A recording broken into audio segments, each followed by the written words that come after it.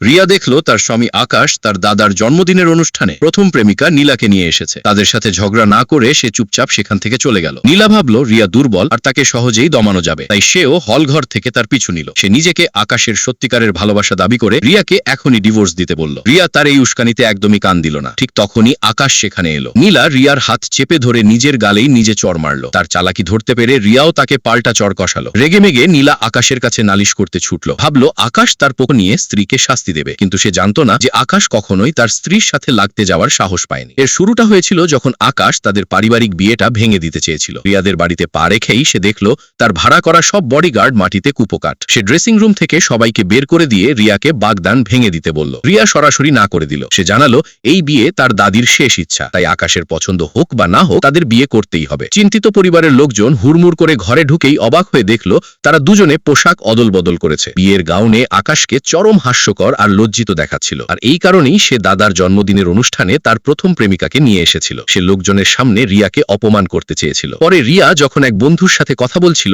তখন নীলার পাঠানো গুন্ডারা তাকে হেনস্থা করতে এলো। আকাশ ঘটনাচক্রে দৃশ্যটা দেখে ফেলল। সে এমনকি তার লোকদেরও সাহায্য করতে বাধা দিল। সবাইকে চমকে দিয়ে রিয়া একাই গুন্ডাদের ধোলাই দিল। তার লোকেরা অবাক হয়ে তাকিয়ে রইল, আর আকাশও তার মারামারির দক্ষতা দেখে হতবাক হয়ে গেল। নীলা ভয়ে চুপচাপ সেখান থেকে সটকে পড়ল। রিয়া গুন্ডাদের জিজ্ঞেস করল কে তাদের পাঠিয়েছে, কিন্তু তারা জেদ ধরে বলল যে তার রূপ দেখে তারা এমনিতেই চলে এসেছে। রিয়া তাদের ছেড়ে দিল। গুন্ডারা একটু পরেই পেছন থেকে তাকে আক্রমণ করতে ফিরে এলো। আকাশ ছুটে এসে তাদের আটকে দিল। তারপর রিয়াকে নিজের বুকে টেনে নিল। অপ্রত্যাশিতভাবে সেই মুহূর্তে তার বুকের ধুকপুকানি ভীষণ বেড়ে গেল। তার লোকেরা দ্রুত গুন্ডাদের টেনে হিচড়ে নিয়ে গেল। রিয়া শান্তভাবে আকাশকে দূরে সরিয়ে দিল। সে জানতে চাইল বিপদে পড়েও রিয়া কেন তার সাথে যোগাযোগ করেনি। রিয়া জবাব দিল যে আকাশের উপস্থিতি শুধু তার কাজেই বাধা দিত। এই বলে সে তার বন্ধুর সাথে শান্তভাবে চলে গেল। আকাশ মুগ্ধতা, কৌতূহল আর স্পন্দিত হৃদয় নিয়ে তার চলে যাওয়ার দিকে তাকিয়ে রইল।